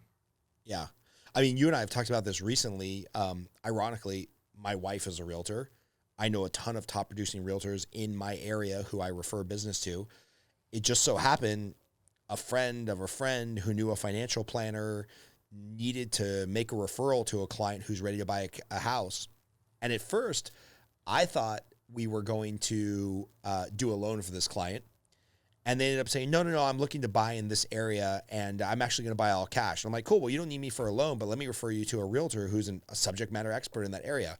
again, wife is a realtor. I have a ton of realtors that work in the areas that I service, but I was like, this person's looking to buy in Austin's neighborhood. I guess I just got to refer him to Austin, right? Because he's my friend. We smoke cigars together. We're buddies, and it's like, I don't know. They're probably going to buy a $5,000 or $6,000 house. I hope a little more than that. All right, perfect. They're gonna buy more than that. Yeah. You're gonna make, pick a number, $10,000, $15,000, $20,000 off that transaction for nothing more than we're like buddies. We smoke cigars, and you make a point of telling me like, hey, I'm a subject matter expert in these areas. If something comes up, I'm your guy. And that was totally unexpected. And right. Really appreciate it. Like, I would never think, because of your wife, right? I don't know. So.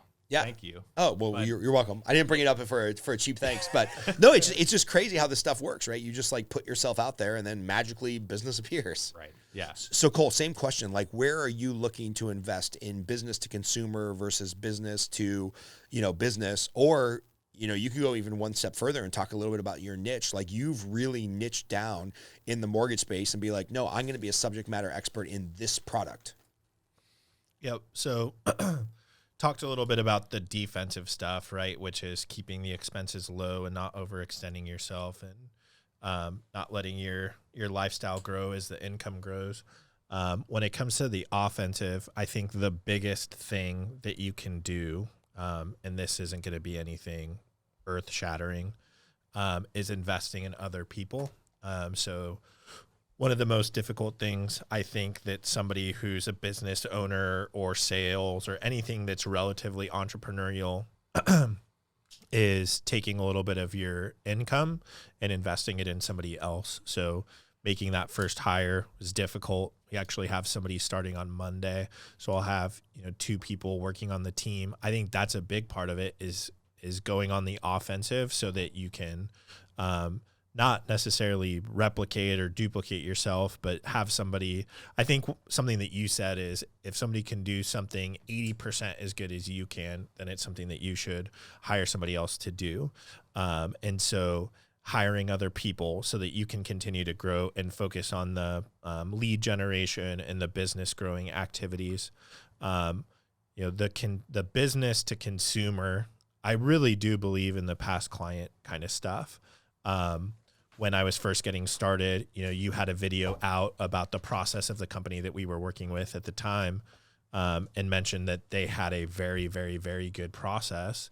And that at the end of the process, it was a process that the client felt like they got served, right? Like the client gets served, the realtor gets served, and they want to continue to refer out their family members or friends. So I think Sphere and past clients is a great place for you to go and grow your business. Like that's not anything earth shattering at all.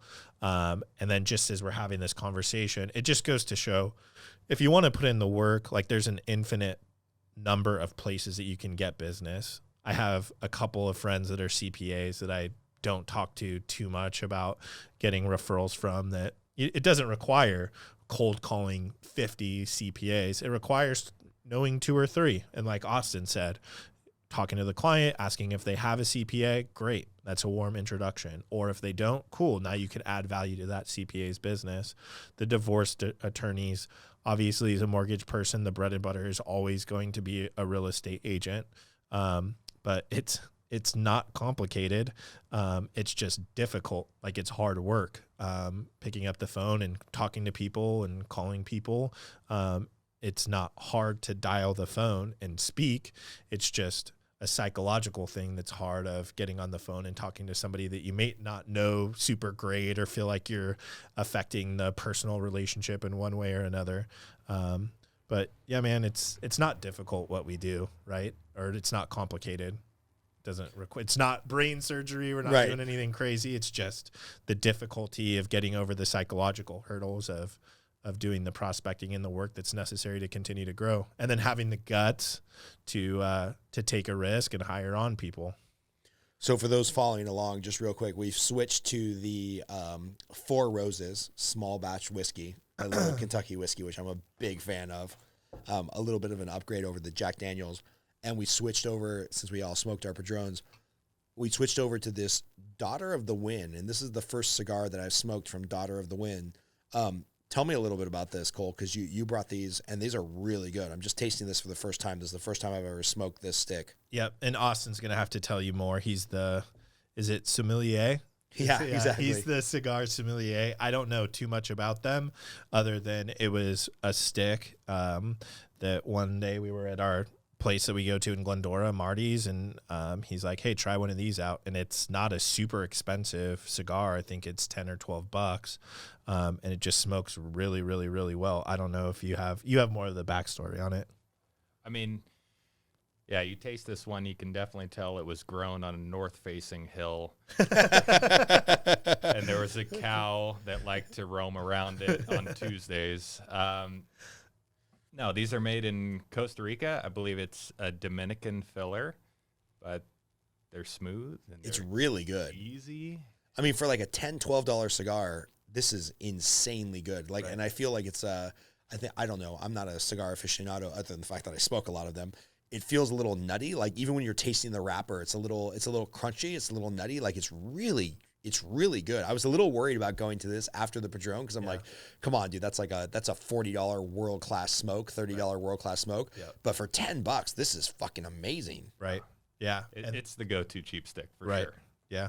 All right, so Daughter of the Wind. It's got a green wrapper for those of you that are smoking along with us. This is pretty world class. And they don't carry them a lot of places. It's kind of like a boutique brand, but the website to buy them is smallbatchcigar.com. Small Batch Cigar, there we go. Pro tip. For those of you that want to light $10 to $20 to $30 on fire every night, this is your go-to. I like it.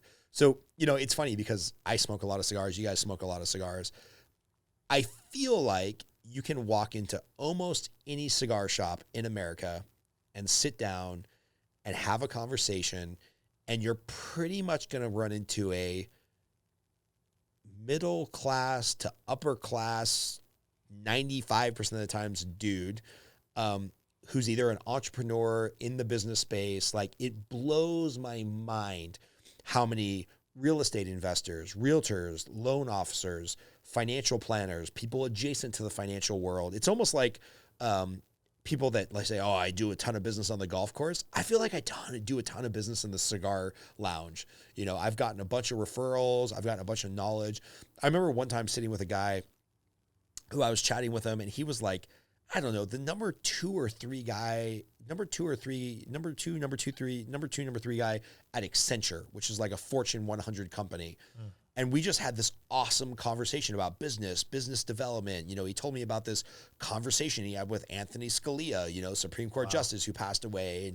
And he was just super well connected. And I'm like, for me to do a podcast with this guy or get into his ecosystem, like on his calendar, would have been either impossible or cost me tens of thousands of dollars.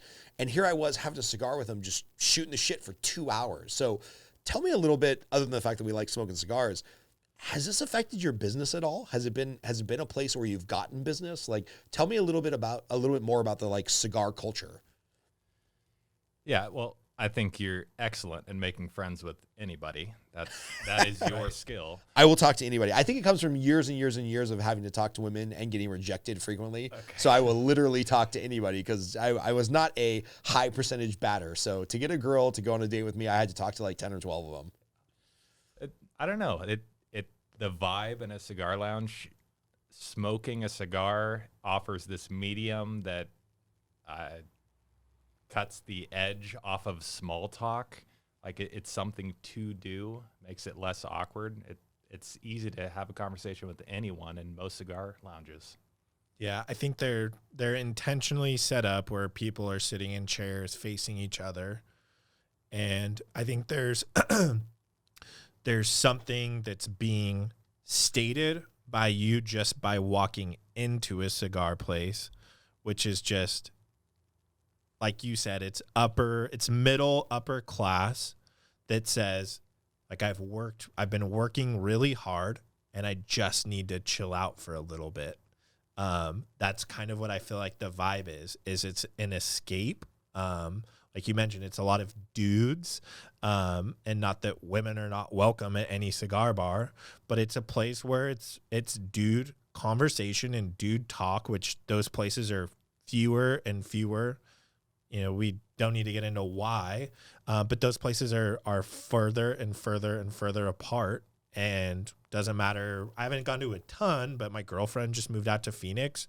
I go into a cigar place there, and it's like I'm home. It's very similar to the place that we go to in Pasadena or the place that we go into in Glendora. It's very similar vibes.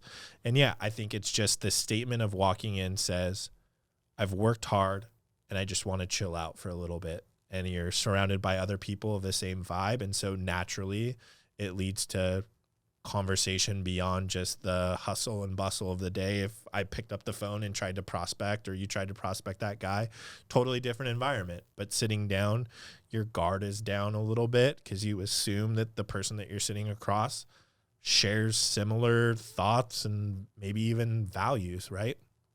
Yeah. It's really funny to me. I smoke a lot at this place called Chivas in Pasadena, and Pasadena, I would say, is a little bit more of a conservative enclave of Southern California. But there is 3 or 4 guys in there that I know are like, they're college professors. They're hyper progressive. They're hyper intelligent. And then there's a bunch of businessmen that are like more conservative values, I would say, even if that means just fiscally conservative. And we have some knockdown, drag out political conversations where we could not be further apart. But it's in this environment where you're like, hey, we're relaxing. We're all kind of on the same page. We're all just here for the enjoyment of an hour or two to smoke a stick. And there's something beautiful about the conversation that happens in there. And actually, one of the books I was recommended by a gentleman who's a college professor.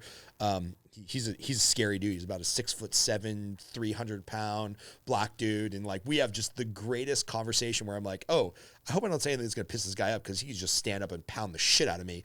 But we have like these great debates and these great arguments. And he recommended this book called The Dog Whistle that I read, because I'll read any book that anybody recommends. And I was like, oh, that really gives me a different perspective on things. So I think in this environment where we're so quick as Americans to attack people and be like, well, I'm a Fox News guy versus an MSNBC guy, or I'm a progressive versus a conservative, or I'm a liberal versus a classical liberal. I find in these cigar environments, it's like, to your point, we all just walked in there to chill. We all put in a hard day's work. Like, you can have really good, aggressively differential opinions and just have a great conversation about it. Right. You know, a couple of my friends who are much, much smarter than me, and they're part of Mensa, the group of like, you have to score a certain amount on your IQ or a certain amount on your SATs. Top 1% IQ. Yeah, top 1% IQ. I have a lot of friends, not me, but I have a lot of friends that are in Mensa. And Mensa, the Latin word is table, meaning that like we just sit around a table and we have good conversation. I feel like the cigar bar is one of the few places in America where that still happens with no judgment. Right. Like, I can have a venomous disagreement with somebody and go back 2 days later and we're still buddies and we're still talking about like our cigar of the day. And it's just a different environment than so many other places in America where it's like, oh, if you have a disagreement, it must be because you're a piece of shit and I hate you. Right. So have you had varying conversations at cigar bars, or is this just me? Like, it's the same thing at our cigar bar in Glendora. You've got, really left people and really right people, but everyone's friends and just talking, and it's simpatico. Simpatico, that's a good word. Yeah, my wife would be very excited about that word. Yeah, I kind of going back to the beginning of the conversation that we had, where we talked about culture and we talked about valuing America and having those shared values. I feel like the cigar bar almost takes you back to what, again, maybe it is something that is of imagination that never did exist. But I do feel like what I envision, people valuing each other, even if you disagree, but at the end of the day, we're all kind of on the same team in a way, is found and felt when I do go to the cigar place, right? No, we're not just in it for ourselves, and not that you're not going to act in your own best interest, but there is some shared value, even if you disagree politically, of like, no, we're all kind of in this together, that I feel like is missing in the social media conversation. You're a piece of shit because you disagree with me. That is not found at all. Yeah. That's a really think my mic's dead. And for some reason, the cricket thing went away, so you can edit that out. Yeah. So I think that's a really interesting point. The social media, we're going off more into politics and social media and what's going on in the social ecosystem. I think that is an interesting thing where there's this like stratification or intentional angry engagement. Where do you think, other than the cigar bar? I was just going to say, I think we could solve our problems if everybody just met at a cigar bar. There you go. We could solve a problem. Rachel Maddow and Sean Hannity could get together at a cigar bar and they both smoked a cigar. They'd chill out and they'd find some common ground. Where else in America do you feel like we're finding common ground? You know, because I have a pretty decent Facebook following, friends. I've got friends from the extreme right, ex-military, or, you know, they're fans of the QAnon theories, all the way to like the extreme progressive left, because of course we live in Southern California. And what's funny is when I see these people who don't know each other kind of start to either badmouth each other or get angry at each other on social media, a lot of times I'll chime in and I'll be like, you know, the funny thing is Bill and Susie, and these are hypothetical names, Bill and Susie, if you guys met in real life, you'd be good friends. You have a lot of shared values. You have a lot of same theories on how to raise your kids. You've got a lot of the same business acumen.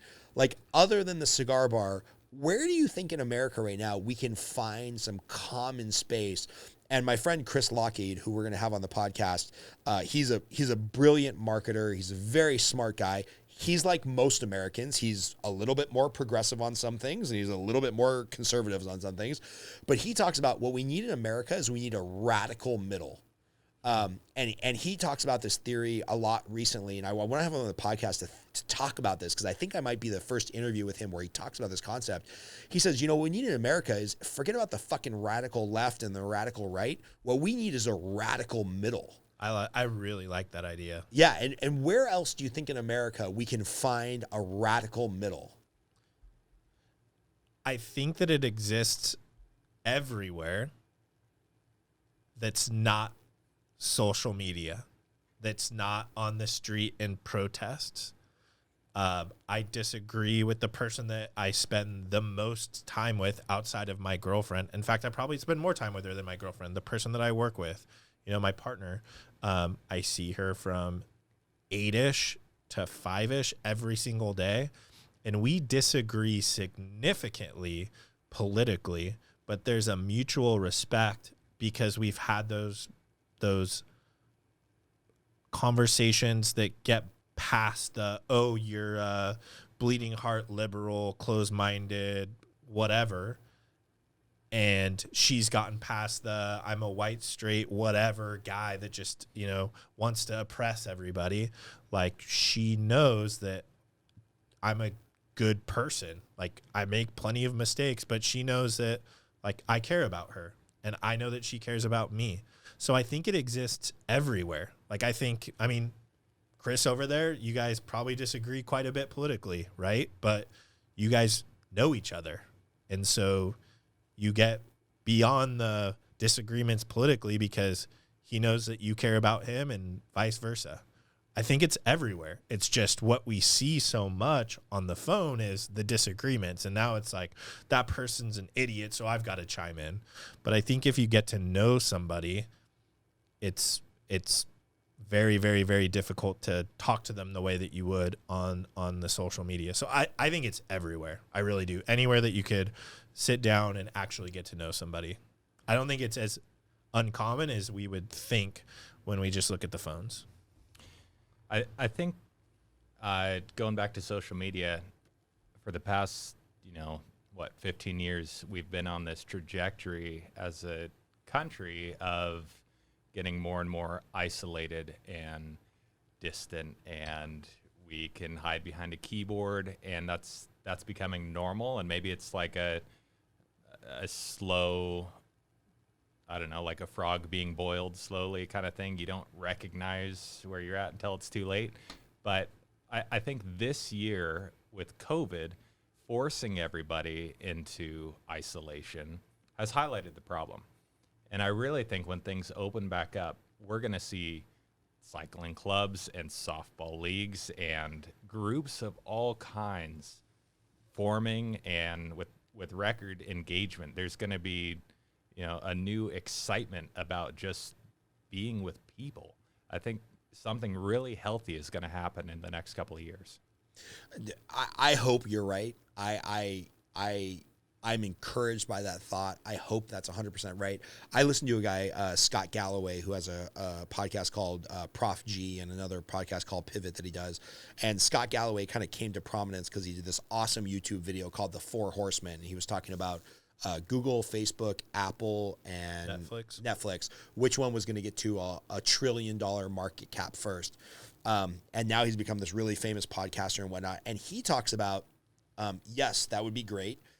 And maybe there's a little bit of a concern that because of the on-demand society, right? So it's like, if I want to watch a movie, I can now do it on demand in my house without having to go to a movie theater, which is kind of a shared experience with a lot of people of different backgrounds and socioeconomic environments and different races and cultures and whatnot. If I want to get a great workout, I can buy a Peloton where I'm pretty much looking at Caucasian men and women being the instructor, and I can work out in my home in my own bubble versus going to a gym where I would encounter other people of other ethnicities and social economics. So he's very concerned that because of the on-demand society, we're actually putting ourselves more and more in a bubble. And then you talk about the social media of like just being an echo chamber and just showing you shit that you want to see. Like, I wish there was a button on Facebook or YouTube or anything. And actually, Chris brought this up the other day. Chris was like, man, I wish there was a button on YouTube that I could click and be like, show me all the shit I'm not interested in. Show me the shit that's in diametric opposition to the stuff that I normally search for. Because I am a little worried that with the on-demand society, it allows us to be a little bit more and more and more and more just in our bubble of like, I prefer whatever, conservatives over progressives, and I prefer this income earner versus that income earner, and I prefer people that can work out at home and have the finances to do such instead of going to 24-hour fitness. It is a little scary. So I'm encouraged by what both of you said, right? Like, we're going to look for more engagement. We're going to look for more social interaction after we come out of this COVID. I'm a little worried. Are we ever going to come out of the COVID? Or is COVID just going to be the new kind of normal for, oh, I can live in my bubble, right? My wife and I are blessed enough to be like, we're buying a Peloton. My wife doesn't even know this, but we've got a Peloton treadmill being delivered on Thursday. So we'll theoretically never have to go to the gym again. I can get just about anything on Amazon delivered in 3 seconds. I could build this podcast to a point where like the only people that are following us are people that agree with me politically. I think there's a real danger in like, we don't have those shared community events anymore. The softball league, the church, the cigar bar, where we get varying opinions. Like, am I just crazy? Have I read like 1984 too many times? Or do you think this is like a real concern? I think it's a valid concern. And I think it's like Chris is talking about the button. I think it's just us being aware and conscious of the fact that we are being fed an echo chamber. And in order to avoid it, we just have to choose to avoid it. Like, being aware of it. That's it. It's simple, but I really think that it's super important to intentionally go out and seek people that are different than you, that think differently than you do. That's it. Because the isolation, that part I am more skeptical of. I think that will only intensify and continue more and more. Because that's where the money's at, right? There's a reason why you get fed that stuff. That's the stuff that you're interested in. That's the stuff that you agree with.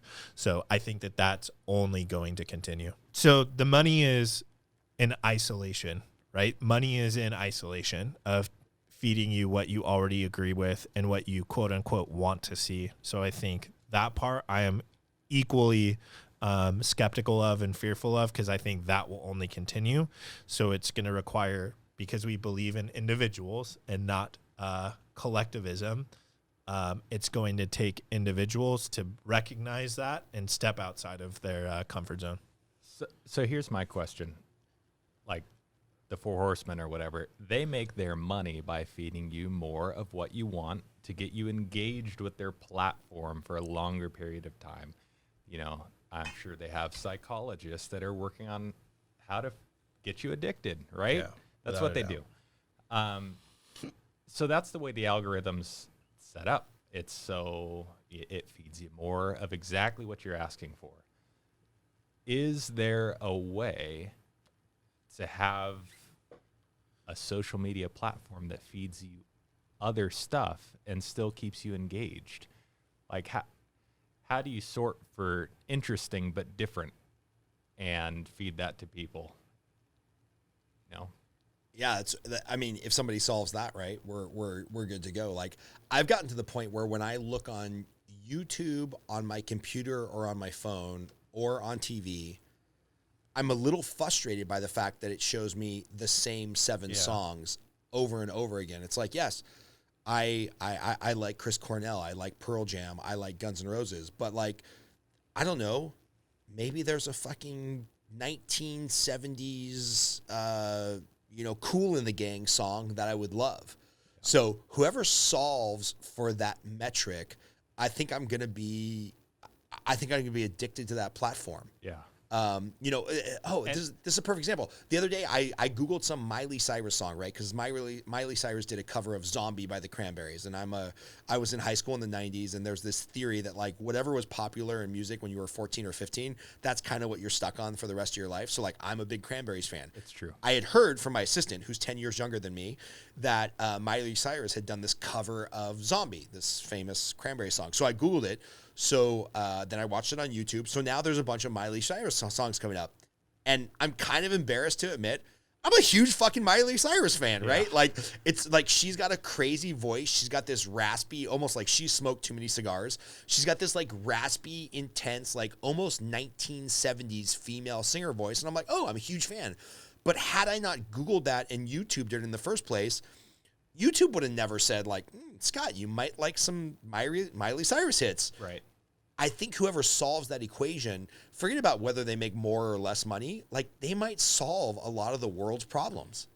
And what about, like, when you see political posts on Facebook, it feeds you more of this, like, angry emotion. What if there was a way to reward the user for writing something positive, right? Or, work it differently so those positive comments sort to the top. Yeah. I don't know. It seems solvable. Yeah, it does seem solvable, but it seems, I'm sure, if you're sitting at the head of Facebook, it's got to seem like an insane risk, right? Right. That's where I'm skeptical, is it absolutely could be done. And it does happen to some extent. Like, you get the photo of the engaged couple or, the family photo or whatever, right? Like, those do come up, right? So But then they just make you depressed because you don't have those yourself. That's a personal problem. No, I'm kidding. I think everybody feels that way. No, at times. for sure. Yeah, like I was talking to my buddy because he was telling me how he saw a social media post and it made him feel like he wasn't successful or whatever. A buddy from high school had, done something that made him feel that way. So yeah, I get it, but I think that the algorithm does feed some of the positivity, although it is more of a highlight reel than anything else, which makes you feel less than. But at the end of the day, going back to your skepticism that I share, is it will come down to what it is that is going to generate the most revenue. And that's to be expected. That's why, like, I come back to, like, the responsibility of the individual to recognize that. And maybe if you checked out Miley Cyrus, your political equivalent would be, all right, I'm going to go and watch Rachel Maddow YouTube videos for the next hour or whatever it may be. And then that'll pop it up. But what I think would happen is you'd get tired of Rachel Maddow videos after a week and you'd go back to watching Dave Rubin videos. And so, it kind of sorts itself out in the algorithm. So I think it happens, but at the end of the day, it's always going to go back to the least common denominator or whatever it is. It's going to get the clicks to generate the revenue. Revenue. It's brutal. Makes the world go round, but also causes so many problems. So what do we got to close with, man? Like what did we forget about? What question did I forget to ask about the market, about being in real estate, about being fully commissioned, about, you know, we've sidetracked into cigars and politics and social media. Like what did I forget to ask? I don't think you forgot to ask anything. I think we're just chatting. I would ask you, like, as we go into the uncertainty, and you're, 10 years older than me and 15 years or so older than Austin, like, what wisdom would you like to impart on us, as we are headed into a market that's going to be not as fruitful as what it's been over the past 5 years or so since we've been in. That's an interesting question. I think back to 2012, 13, 14, when I was working inside real estate offices. And this is when mortgage rates were hovering around 4, mid-4s, which historically is a great interest rate. And after about a year, 2 years, 3 years, I kind of felt like I was Chicken Little. Like I was telling these realtors and these clients that, like, hey, the government is artificially keeping rates low. Eventually, they're going to go up. Hey, I don't care if you're a Republican, Democrat, like I can't even remember who was in office in 2013, but it doesn't feel right, for lack of a better term. Like the market fundamentals seem a little off, or it seems like, again, government's doing some things that are outside of the normal course of business to keep rates low or juice the economy, or then it became quantitative easing, and now it's now it's the COVID bailouts or the stimulus or whatever the case may be. And so I think I wasted a lot of time worrying about what should be instead of what is. And, to your point earlier in the podcast, Cole, like, that probably kept a lot of money on the sidelines when it should have been in the market. Or maybe it prevented me from hiring ahead of demand where I should have been growing and growing and growing, and maybe there was some self-doubt. So I think dealing with what is instead of what might be or what could be, and this goes back to the social media, right? Because social media is going to reward fear and anger and animosity and negative interactions. So I think just kind of something that I'm trying to realize as I get older is like, hey, like every day is just the day it's going to be. And maybe don't project my fears or concerns or self-doubts or opinions or political beliefs onto the market. It is what it is, right? Like I should probably have a bigger team than I have right now, just trying to capture as much business as possible. And if that means in 6 months or 6 years or 6 days, I got to lay some people off because business changes, well, that will be just part of the normal course of business. So I would say dealing with what is instead of what might be, that's a big piece of advice that I would probably give people. And then, we've kind of belabored the point a lot on this podcast that, like, plan for the worst, but hope for the best, and save money, keep expenses low, but then also reinvest in ourselves. I think all three of us in some way or another, whether it was like going all in on real estate or saying no to the FBI appointment or, sticking around after the Belize trip when I thought I was going to be broke, like investing in ourselves is never a bad thing. There's a lot of people right now who thought the safe way, the best way, the more structured way to go work for a company. Until 10 months ago, you would have never thought like, hey, if I'm a waitress at Cheesecake Factory, yeah, maybe it's not a glamorous job, maybe it's not a great job, maybe I'd be better at something else, but there's 100% chance I'm always going to have a job and I'm always going to work and I'm always going to be able to make a living. Well, somehow the government, the world, the forces that be say, fuck it, you don't have a job anymore. Like what you thought was safe is no longer safe anymore. So I think, just dealing with whatever is existing today and then investing in ourselves, like you just can't go wrong there, right? And I think you guys are already doing that, but maybe all three of us should be doubling down and just going even more in on that thought process. So that would be some advice that I think. And then, I guess just be nice. Like I've got people and you've got people that are on both sides of the political spectrum at extreme 180 degrees. I'm like, I like most of them. I'm nice to all of them, and you guys are nice to all of them, and it's like somehow we'll figure it out. I don't know. I guess that's just my limited advice. I like that positive end. Yeah, positive end. So what's if you had to give one prediction suggestion, looking into the crystal ball. I love your answer, Austin, that like, well, the head of the National Association of Realtors, NAR, I guess her crystal ball is a little bit more clear than mine. What does your crystal ball say for 2021? That's nuanced. Mm-hmm. Interest rates will continue around 3%. I'm going to say that's the biggest driver for affordability, and affordability is the biggest driver for home buyers continuing to push this market up. So I do think we'll see appreciation in this next year. I think there's a lot of millennials that have delayed life. I mean, getting married, having kids, buying the first house, that still haven't fully engaged with the market, and it's coming because of life events. That pool of buyers is going to come in and continue to drive prices up. I think there's the silver tsunami at some point coming, and that's just the older generation, passing or downsizing and, opening up a lot of inventory, which will be healthy. I think we'll be happy when we stop seeing 40 to 70 offers on every house. I think 2021 is going to be a very fruitful year for anyone in the real estate industry.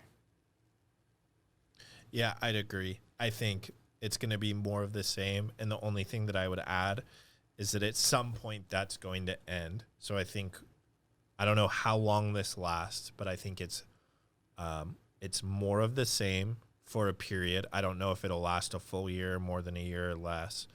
But recognizing that that's not going to, I have to remind myself this isn't going to continue forever. So to be cautious and save appropriately for that, because it won't last forever. And then I think at some point in the next year, 2, 3, I do think something dramatic is going to happen. I don't know good or bad, but I just feel like either we take off or shit hits the fan. Like I just don't see I see the status quo, which is very good right now, continuing. And then after that, when it ends, government gets out of the market. I think things either take off because there's, the new roaring 20s. I've heard some people talk about that. I think maybe we all go back to movie theaters and going out and clubs and concerts and all of that, and the economy takes off. Or I feel like there was serious damage that none of us are aware of or could pinpoint, and that things get really bad. So I'm going to put this out there, and since this is being recorded and put out publicly, in 2, 3, 5 years, people can either laugh at me that I'm a crazy alarmist, or they'll be like, wow, that guy was, for a high school dropout. Well, I didn't drop out. I did graduate college. For a barely high school graduate, that guy was pretty intuitive. I think in the next 18 months to maybe outside 5 years, I agree with you. I think it's either going to be this launch pad or this crash. Yeah. That it will depend on whether or not the world decides that the U.S. dollar is going to be the reserve currency for the world. I think something in the next 2 to 5 years, maybe 1 to 5 years, will present itself of either like, hey, China was kind of this house of cards. Their economy is crashing. China is fucked. And like, yeah, U.S., we have our problems. We have our political infighting. We have our huge $1 trillion deficit. But if we're talking about the U.S. dollar being the reserve currency for the entire world, it's even stronger than it's ever been. And the U.S. will just reap these massive rewards. Or it's going to be, oh, no, the U.S. really fucked themselves with deficit and political infighting and, a political civil war over whether Trump or Biden's supposed to be the president, and China just takes off like a bat out of hell. And I think the deciding factor of whether the yen or the U.S. dollar becomes or stays the reserve currency for the world, I think that will determine a lot more than people think. Whether or not we're in the roaring 20s or we're in, the 1929 Great Depression.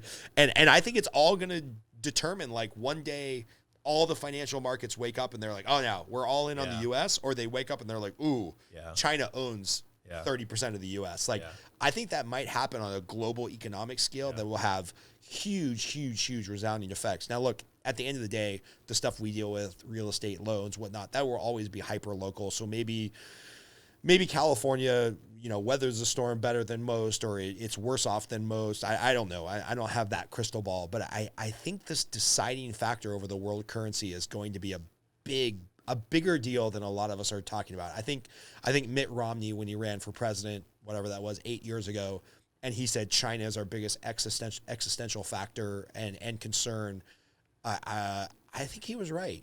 And it'll be interesting. Time will tell. I'll either be like an idiot, or Chris will be replaying this clip over and over and over again, and I'll be a big deal. I don't know, but I think that's the biggest thing facing us. So that will be my prediction for 2021, that maybe we start to solidify which direction we're going. Cool. Sweet. Is that where we end the podcast? We should just keep talking and see what comes up after this while we're finishing the cigar, because maybe that will actually be the gold. Right. Perfect. Yeah, there was no sound effects the whole time, Chris. You were way more quiet than normal.